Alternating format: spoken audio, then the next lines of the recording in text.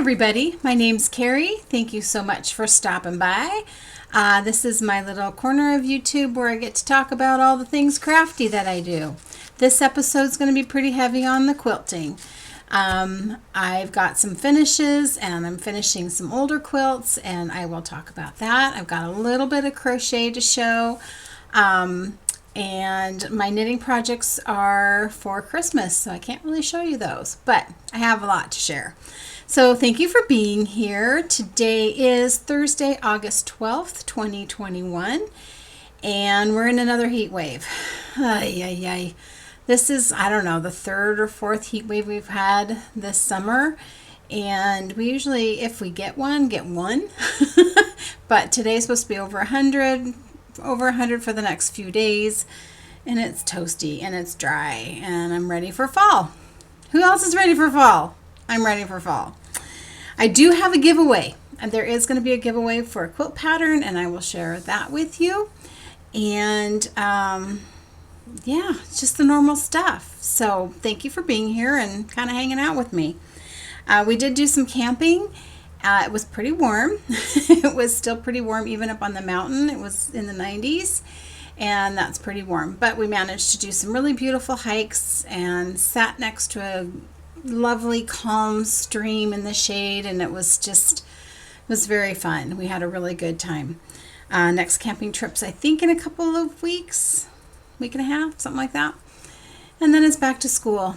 So for those of you that don't know or who are new here, I do work with the school system. I am a lunch lady at the high school.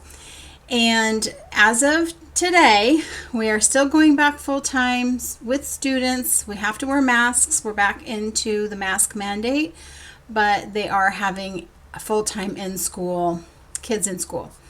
So that's a good thing. That starts the day after Labor Day. I just kind of jump in and go full swing. I'm kind of looking forward to it, kind of. It's really hard coming off of summer break because you get into a really nice groove and then you got to throw work in there, but it's all good. It's all good. Okay, so like I said, I do have some quilts to share. I hung my Dahlia quilt back up because it needed something on the design wall, and I'm not currently working on a quilt to have pieces on there. Got some ideas for what I'm going to maybe do next. I'm not really sure. I'm still tossing around some things, but like I said, I've started doing my Christmas making, which I'm super proud of myself because usually I think about things like 2 weeks before Christmas, and I started in August, end of July, August.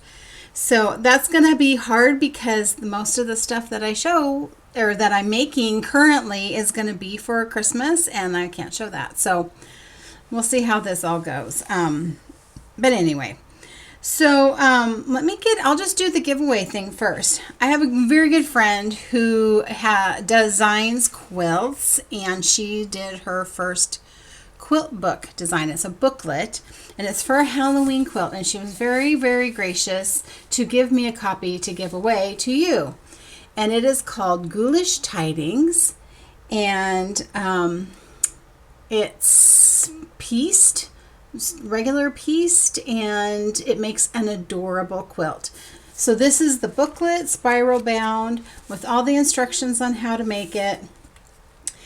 And if you're interested in purchasing this, you can purchase it on her website, lambfarmdesigns.com. And I will put a link below, as well as any other links that for anything else that I can link to for products. So for the giveaway for the book, I'm opening this to international as well because I don't think there should be a problem mailing a booklet because it's media mail, I'm hoping.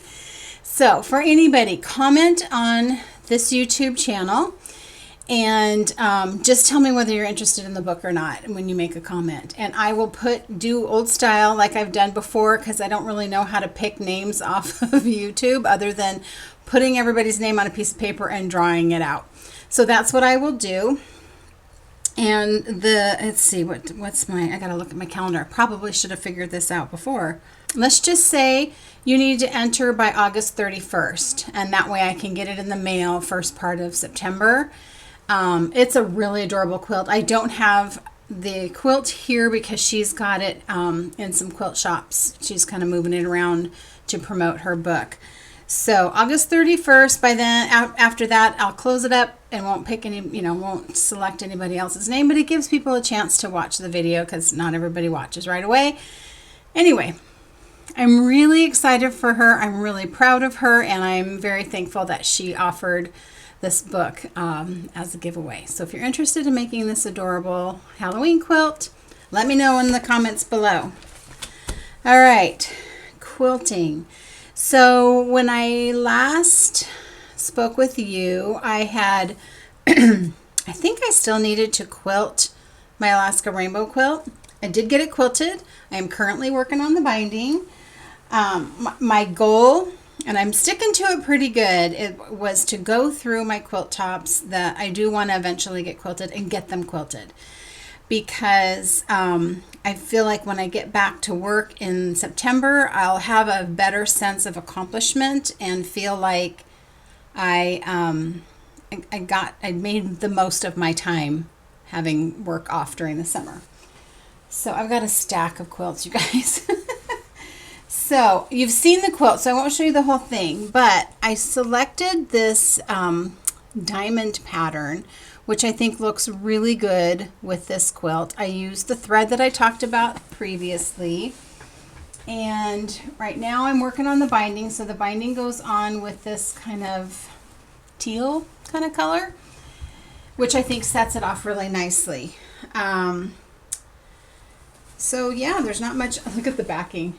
It's awesome. So anyway, this will hang. I figured I'm going to hang it. I have a quilt that I hang in my entryway that's been hanging up for a long time, and I figure it's time to, change it up a little bit. So that's that quilt. So like I said, I'm currently working on the binding. I'm trying to work on it a little bit every day, and I'm sitting here and I've got an audiobook going, and I like to do, when it's warm out, because you end up with the quilt in your lap, is to lay it on my table. So I have this craft table that I have set up that I record on and do crafts, and I set it on there, and that way it holds the quilt and I can just sit there and bind it. So that is a great finish. Once the binding is done, I will hang it. I already have the rod. Like I said, there was a quilt hanging already, and it's just a curtain rod with those, the rings with the clips on them. So I don't have to put a sleeve on or anything. I just clip it, and it'll hang right there in my entryway, and it'll look really, really nice. Some of these I showed on Instagram. So if you follow me on Instagram, you've seen some of these. This is a quilt that I made a really long time ago, and it was with Cherrywood Fabrics fabric and pattern. So I finally quilted it. So I just did this like viney feathers going up the sides, and then leafy designs on the leaves. And the leaves I did in a copper color, and this is variegated. So one thing I did do with this one is I did what's called a faced binding. So like you saw on the other one, you can see the binding. It's like a border around the whole quilt. This is more of an art quilt, and I didn't feel like it needed a border. I wanted to keep it just the quilt top, if that makes sense. So a faced binding is like this. I followed, it had been a really long time. I've done a face binding before, but it had been a really long time. And there's a really good tutorial on Cotton and Bourbon's website, link it below. And you make your binding and you completely fold it over so that it doesn't show at all on the front. And then you hand stitch it down. So this one I did put a sleeve on. So what I do when I make a sleeve, this will hang with a dowel or a skinny piece of wood. It's lightweight. It doesn't need a ton of support. It just needs something to hang on. So the dowel will hang out a little bit. And I actually use straight pins. Some cheap pins that I got at Walmart, so they're a little bit thicker, not the kind of pins I would use for my piecing, but they're a little bit thicker, and that's what I pound in the wall to hang stuff that's light, and then it just leaves the tiniest little hole. So anyway, you make a tube. I just put wrong sides together, so the seam, that seam is up against the quilt so you don't see it. I then pinch it, and baste with my machine. So I just increased my stitch length to a long stitch length, and I just baste a 1/4 inch down, and that gives room. It makes it roomier instead of it being flat, if that makes sense. So this is ready to hang.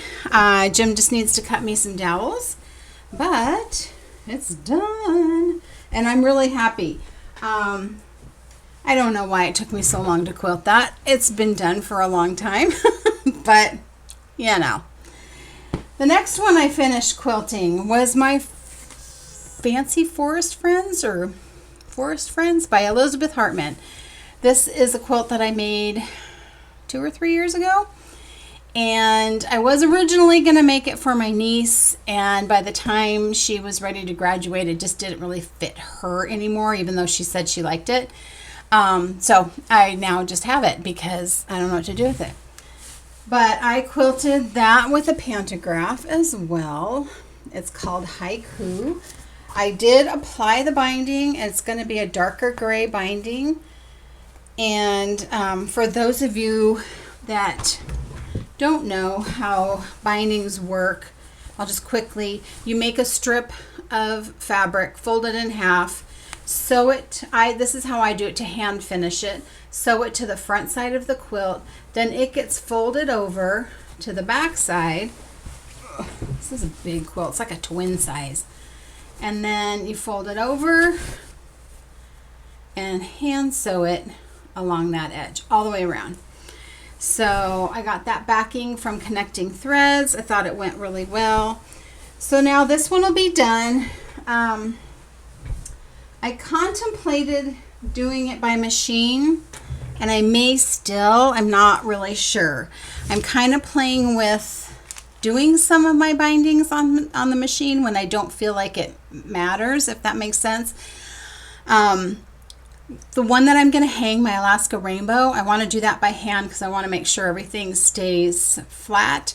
I'm not sure that the machine doesn't stretch it a little bit when you run it through the machine, and when it hangs it's liable to get wavy. It may do that anyway because I am going to wash that quilt once the binding is finished. I'm going to wash it because I put so much starch on the fabrics. I want to wash those, and I will probably block it, and probably should have done that before I did the binding, but I didn't. So anyway, pinning it out so that when it dries flat, so when it hangs flat. Just the extra step for those bigger quilts that you're going to hang. I also quilted this one. So if you remember, this was Fresh as a Daisy by Pen and Paper Designs, and I made it using fabric that I ice dyed. I chose to do the swirly panto on it, and I did bind this by machine, and it's okay. I figure this one's not going to really matter because it's going to be one that I'll use, you know, throwing it on my lap when I'm watching TV or something like that. So it's not something that's going to hang. But what I don't like, so what I did is I stitched the binding to the front, flipped it over to the back, and then stitched in the ditch along that front seam to catch the binding in the back. What I don't like is that you end up with this like loose edge, where when you do it by hand, you're sewing down that loose edge. So I'm not sure what that's going to do when it's washed. This is pre-washed fabric, so I don't expect it to shrink a whole lot.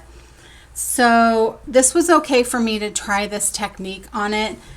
I need to work on maybe the width of my binding so that it doesn't come over as far. I just wanted to make sure that I would catch it. So anyway, it's done. It's ready to go in the wash. Feels good to get these done, people, I'm telling ya. Okay, the last quilt.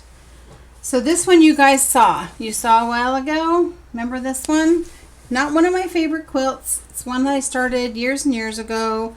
Sat unfinished for a long time, and in my effort to like finish up these things that are started, I finished it. It sat on my long arm for a really long time because it just really wasn't like, I just don't like it.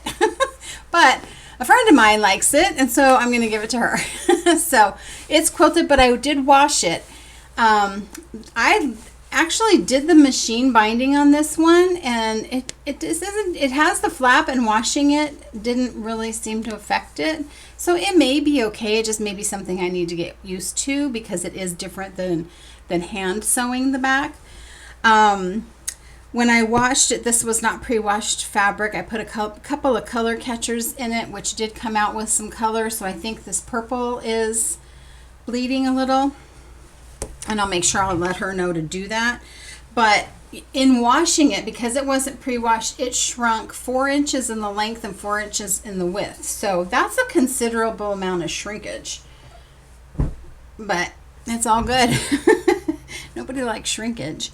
So last little blankie that I did finished or decided to finish is my crochet blanket. This I started a few years ago and got going on it, and then it got hot and didn't want to have it on my lap and whatever, and then, you know, shiny object, and I decided to start something different. And so it sat, and then I've been really inspired by all these different crocheted blankets that I'm seeing, and I didn't want to allow myself to start a new one until I finished one. So I pulled this out like I'm going to finish it. And then I realized that really it kind of looks like a baby blanket, which wasn't my intention. But I knew once I started it and I was putting the colors in, because of the way I put the colors in, it does look kind of baby blanket. And it's a perfect size for a baby blanket. So I stopped. I finished off the edge, this edge. So you have to finish it off so it makes a straight edge.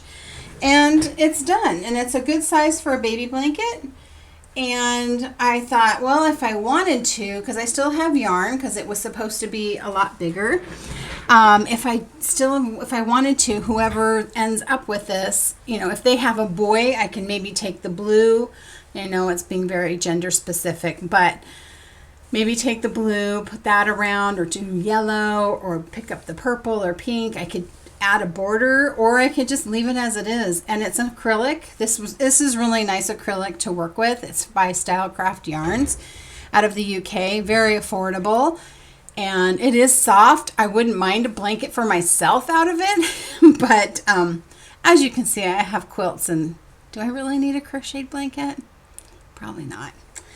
But I am happy with the fact that, like, once I decided that, you know what, I think it's done and it's good, I will save it. And when somebody has a baby, my friends' kids or something, because I'm not having any grandkids, so I'll give it to somebody else's grandkid. And I'm ahead of the game. I've already got it made.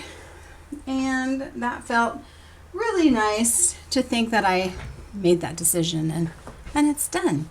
It's all done. Okay, I forgot to say that I'm going to put a short video. I had some questions about how a pantograph works, and since I did a couple of pantographs recently, I did film myself, like how it works basically to do a pantograph on the long arm. So I'll insert a video at the end. You can watch it at the end, and gives you kind of an idea of how that all works. I did finish, I was crocheting the last time I talked to you, my Lana kimono, and I did finish it. Not 100% sure about it. I think I'll wear it in the house. So that being said, I did not do gauge. So first and foremost, I did not do gauge, but it ended up being really big. So I think part of it's because you did it on such big hooks, but my concern is that it's like really big. Like, I don't think it's supposed to go down to my wrists, but it does. I even thought if I could tack it somehow like this, that could be really cute, but then I don't know that would just open. I think that looks cuter than this. Just looks, I don't know. Not sure, because it's like that needs to go down in the back, and if I do that, then the front's up too high. Is that supposed to be like a collar? I didn't put fringe on it because I wasn't sure, and I thought if it's just something that I'm going to wear in the house, then it doesn't really need to have fringe. That'll just get in my way. I think it'll be nice though to just kind of, when it does cool down and it's not 110 anymore, whatever the heck, it might be kind of nice to just throw on. I did enjoy working on it. It was just double crochet 2 rectangles and then sew them together. Very easy. I think that it called for it to be like 24 inches wide of a rectangle, which I did, but I think with the weight of it, it kind of stretches it out, and that's what made it longer. So my goal with making it was to kind of just test out this type of pattern. That's why I used less expensive yarn. I used Lion Brand jeans yarn, which is very soft, and I love the color. I just feel like it's a little big. And I think adding the, if I added fringe, it would just make it feel bigger because it would add length to it. So, not a complete fail. Probably should have done gauge. But I didn't. For one, I don't know how to count stitches and stuff in crochet for gauge. I'm sure there's a video. I'm sure someone's made a video. And if I really wanted to know how to do it, I could look it up. But I didn't. I did crochet a couple of squares for Johnny Bow. So Aquila has a Lefty Knitter podcast, and her husband Johnny, he dyes yarn, and he'll have his episode on her channel. And they're going to a fiber festival in the September, I think, soon, and had this wild idea of making pants out of crochet squares, and they kind of put a call out like, anybody want to make squares? And I thought, I do. I want to be part of his pants. And so I crocheted up a couple of granny squares, and I sent those off to him, and I think they're in the process of trying to make the pants work. So that'll be pretty funny, and I think he, of all people, can totally pull it off. So I had to watch a video, and I don't know why, but because crochet is foreign sort of to me, like I did this was just go back and forth, do double crochet. That I can do. But when you get to like doing it in the round, making it look like a square and all that kind of stuff, it was a little bit confusing, but I did follow a video and just kept rewinding and like, where am I supposed to put my hook? But I think I made it work, and sent him that. So you should definitely go check out a Lefty Knitter podcast, because she's got a really good channel with some good content, and they're just like cool people. So I'm anxious to see his pants when those get done. One last thing, I know this is really quick because like I said, I'm making Christmas presents. I can't show you. My friend Todd started making project bags, and he had this fabric, and I'm like, I need to have that fabric, so make me a bag. So he made me this bag. It is real tall. So I've got 5 skeins of yarn in there, and it's like, that's only half full. So I can totally make a sweater and put a sweater in here.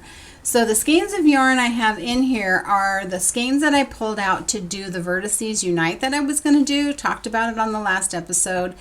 Got going on it, and I was just like, yeah, I'm just not loving it. It's not something I'm going to wear, you know, because it ends up making like a blanket size shawl, and I'm like, really, I'm not going to wear that. So I thought, let me just skein up the yarn, pull it, you know, I undid it, reskein up the yarn, and I think I'm going to do a sweater. Andrea Mowry just recently had her birthday sale, and once a year she'll do a birthday sale, and you get a percentage off. You get the percentage off that matches her age, or what her birthday age is going to be. So this year was 38, you got 38% off, and I bought a couple patterns. So I bought the stripes pattern, and it looks like a basic sweater, which is good. I don't need anything fancy, but then you just stripe your yarn. And I thought, I picked out some really good colors for that shawl. I think I'm just going to use that for the sweater. So after I get some Christmas stuff done, or feel like I have that more handled, then I will start the sweater. I also bought the pattern for the sheltered poncho. It's a poncho sweater. It is like a poncho, I guess. I bought some yarn from Hobby, which should be coming in a couple of days, because they had some yarn at a really good price that I think would look really cool, and I'll share that the next time when I get it. But I love my bag. It's very cool. He doesn't have an Etsy shop. I'm not sure if he's going to. Just kind of selling them by word of mouth. And yeah, if I get more information on like if he's doing any more of it, I'll let you know. He did also pick this really cool inside. Look at this. It's like he knows me or something. So Todd, thank you. I love it. Can't wait to get the sweater started so I can put that in there. So goodness gracious, that's not very long. But that's okay. It's hard to watch those really long ones sometimes. So and one reason why I wanted to get it done today is because I'm going to give that one quilt away, and so I wanted to talk about that. So yeah, everybody be good. I hope it's not super hot where you are, because this really sucks. And stay healthy, and follow the guidelines. Hopefully you get vaccinated, because I do believe that that really helps. But it's your choice what you want to do. So anyway, I will see you all soonish, and I hope you're well. Keep creating, and I'll see you later. Bye. I started to do some quilting on this quilt, and I'm using a pantograph, and I thought I'd go over how I do that. As you can see, I've already started a row of the stitching. I do the pantograph from the back side of my machine. So the machine will be stitching here, but I'm going to guide it from back there. So I'll show you how that's done. Okay, now I'm at the back side of the machine, and that's the thread I'm using. I've got handles back here, and this is the pantograph I'm doing. And as you can see, whoop, there it is, the little red dot, that's my laser. I use these vis-a-vis markers, and I'll mark the line. That is where the edge of my quilt is. So when I am at the edge of my quilt out here, my laser is on the line. So I know that's where I stop and start, and I'll make different lines so that like when I'm coming here, that's the edge of the quilt. I don't have to quilt all that. So I just give myself a guideline and tell myself where to go. And I'll turn the machine on. I can't do it while I'm recording, and I'll just follow the line with my laser, and while I'm doing that, it's stitching on that side. And it's as simple as that. And I just go till I go all the way across this panto to the other edge, which I've marked with a marker. There's a piece of acetate over the pantograph so I can write on it. So I've got some other guideline marks here. When I get to the edge, I stop and advance my quilt.